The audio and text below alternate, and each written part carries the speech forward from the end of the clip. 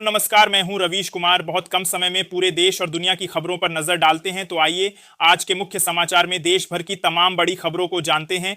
आपसे हाथ जोड़कर रिक्वेस्ट है कि इस वीडियो को आखिर तक देखना और हमें सपोर्ट करने के लिए हमारी चैनल को सब्सक्राइब करें। और आप हमारा वीडियो कहां से देख रहे हैं, कमेंट बॉक्स में जरूर बताइए। बिहार में नई सरकार के गठन से पहले राजनीतिक गतिविधियां तेज हो गई हैं। भाजपा और जदयू विधायक दल की बैठकें होंगी, जिसके बाद नीतीश कुमार एनडीए विधायक दल के नेता चुने जाएंगे। नीतीश कुमार 20 नवंबर को मुख्यमंत्री पद की शपथ लेंगे, जिसमें प्रधानमंत्री भी शामिल होंगे। मुख्यमंत्री राज्यपाल से मिलकर सरकार बनाने का दावा पेश करेंगे। बिहार की राजनीति में इन दिनों काफी गहमा गहमी है और नई सरकार के गठन की प्रक्रिया तेज हो गई है। पार्टियां लगातार बैठक कर रही हैं। एनडीए गठबंधन जहां मंत्रिमंडल के बंटवारे और डिप्टी सीएम के नाम पर माथापच्ची कर रहा है, वहीं महागठबंधन में हार को लेकर मंथन जारी है। दूसरी तरफ लालू परिवार में फूट से सियासत गरमाई हुई है। पश्चिम बंगाल विधानसभा सचिवालय मुकुल रॉय की सदस्यता रद्द करने के फैसले के खिलाफ सुप्रीम कोर्ट जाने की सोच रही है। विधानसभा अध्यक्ष ने महाधिवक्ता के साथ बैठक की। अदालत ने दल बदल विरोधी कानून के तहत सदस्यता रद्द की है। शुभेंदु अधिकारी ने मुकुल की सदस्यता खत्म करने की मांग की थी, जिसे अध्यक्ष ने अस्वीकार कर दिया था। बाद में मुकुल पीएससी के अध्यक्ष बने, जिसे कोर्ट ने गलत बताया। बांग्लादेश की पूर्व प्रधानमंत्री शेख हसीना को मौत की सजा सुनाए जाने के बाद देश में विरोध प्रदर्शन और हिंसा भड़क उठी। कई जिलों में गाड़ियां जलाई गईं और ढाका में सबसे ज्यादा हिंसक गतिविधियां हुईं, जिसमें 50 से अधिक लोग घायल हुए। प्रदर्शनकारियों और सुरक्षा बलों के बीच झड़पें हुई। पिछले हफ्ते 50 से ज्यादा आगजनी और हमले हुए, जिनमें कई लोग हताहत हुए। बिहार में कोहरा और ठंड बढ़ने लगी है। सुबह शाम घना कोहरा छाया रहता है, जिससे दृश्यता कम हो गई है। तापमान में गिरावट से ठंड का एहसास हो रहा है। मौसम विभाग ने अगले कुछ दिनों तक ऐसा ही मौसम रहने का अनुमान जताया है और सावधानी बरतने की सलाह दी है। मुख्यमंत्री उमर अब्दुल्ला ने कहा कि जम्मू कश्मीर के हर निवासी को संदेह की नजर से नहीं देखा जाना चाहिए। वे शांति प्रिय हैं और भारत की विकास गाथा का हिस्सा बनना चाहते हैं। उन्होंने मिशन युवा की शुरुआत पर प्रकाश डाला, जिसका उद्देश्य शिक्षा और खेल के बुनियादी ढांचे को मजबूत करना है। उन्होंने केंद्र सरकार को वित्तीय सहायता के लिए धन्यवाद दिया और राष्ट्रीय विकास के लिए जम्मू कश्मीर की प्रतिबद्धता को दोहराया। योगी सरकार की एक नई पहल के तहत काशी के मंदिर मार्ग पर अब ऊं नम शिवाय की मधुर ध्वनि गूंजेगी। इस कदम से काशी का धार्मिक वातावरण और भी पवित्र होगा। श्रद्धालुओं को शांति मिलेगी, पर्यटन को बढ़ावा मिलेगा और स्थानीय लोगों में उत्साह का संचार होगा। यह पहल काशी की धार्मिक पहचान को मजबूत करेगी। इस साल भारी बारिश के कारण ऋषिकेश बद्रीनाथ राष्ट्रीय राजमार्ग पर 32 नए भूस्खलन क्षेत्र बन गए हैं, जिससे राजमार्ग कई स्थानों पर संवेदनशील हो गया है। टीएचडीसी द्वारा डीपीआर तैयार की जा रही है। राजमार्ग के चौड़ीकरण के लिए किए गए कटान से भूस्खलन क्षेत्र बने। तोता घाटी में सुधारीकरण कार्य किया जा रहा है। कई स्थानों पर पहाड़ी दरक रही है, जिससे यातायात बाधित हो रहा है। देश दो और रूसी राष्ट्रपति व्लादिमीर पुतिन की भारत यात्रा से पहले विदेश मंत्री एस जयशंकर ने मॉस्को में अपने समकक्ष सर्गेई लावरोव से मुलाकात की। दोनों देशों के बीच कई समझौतों और परियोजनाओं पर चर्चा चल रही है। जयशंकर ने कहा कि भारत शांति स्थापित करने के प्रयासों का समर्थन करता है। उन्होंने भारत रूस संबंधों को अंतर्राष्ट्रीय संबंधों में स्थिरता का कारक बताया। जयशंकर एससीओ बैठक में भाग लेने रूस पहुंचे हैं, लेकिन छत्तीसगढ़ के सुकमा में सुरक्षा बलों और माओवादियों के बीच मुठभेड़ चल रही है। एराबोर थाना क्षेत्र के पहाड़ी जंगल में नक्सलियों की मौजूदगी की सूचना पर सर्च ऑपरेशन चलाया गया था। इस दौरान सुबह से रुक रुक कर फायरिंग जारी है। सरान सिंह जारी पर सर्च ऑपरेशन में, जिसमें सुरक्षा बलों ने एक नक्सली को मार गिराया है। पुलिस ने ऑपरेशन जारी होने के कारण विस्तृत जानकारी साझा करने से इनकार कर दिया है, लेकिन मुठभेड़ की पुष्टि की है। मुख्यमंत्री योगी आदित्यनाथ ने अधिकारियों को हर परियोजना के लिए नोडल अधिकारी नियुक्त करने और समय पर गुणवत्तापूर्ण कार्य सुनिश्चित करने के निर्देश दिए। उन्होंने इंफ्रास्ट्रक्चर परियोजनाओं को मानसून से पहले पूरा करने, नागरिक सुविधाओं पर ध्यान देने और अपराध के प्रति जीरो टॉलरेंस नीति बनाए रखने पर जोर दिया। ठंड में पुलिस पेट्रोलिंग बढ़ाने और ट्रैफिक प्रबंधन को सुदृढ़ करने के भी निर्देश दिए गए। हिमाचल प्रदेश सरकार ने मंत्रियों के दैनिक भत्ते को 1,800 रुपये से बढ़ाकर 2,500 रुपये कर दिया है।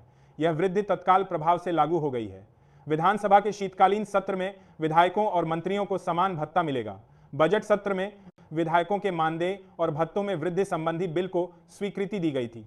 मंत्रियों के वेतन भत्तों में बढ़ोतरी की गई है। ये पथिक संबंधी गोरखपुर से लखनऊ के लिए परिवहन निगम ने नॉन स्टॉप बस सेवा शुरू की है। यह बस गोरखपुर से सिकरीगंज, अकबरपुर, सुल्तानपुर होते हुए आलमबाग तक जाएगी। इस सेवा से यात्रा में 2 घंटे की बचत होगी, लेकिन किराया 42 रुपये अधिक होगा।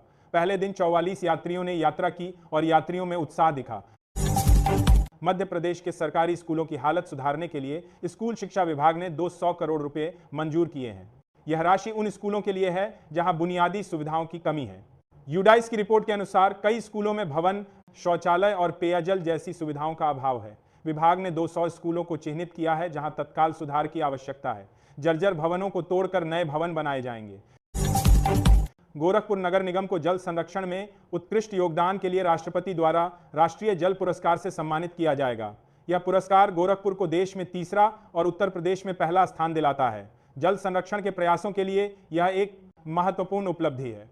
39 लाख बादान दिए। नोएडा के जिला अस्पताल में पश्चिमी उत्तर प्रदेश का पहला नशा मुक्ति उपचार वार्ड बनने जा रहा है। शराब, गांजा और अफीम जैसे नशे की लत से जूझ रहे मरीजों को अब दिल्ली या लखनऊ जाने की जरूरत नहीं होगी। 10 बेड के इस वार्ड में मनोचिकित्सक और अन्य कर्मचारी तैनात रहेंगे। हापुड़ में हवा का प्रवाह बढ़ने के बावजूद प्रदूषण का स्तर जानलेवा बना हुआ है। AQI 758 तक पहुंच गया। हानिकारक रसायन और धूल के कारण लोगों को सांस लेने में परेशानी हो रही है।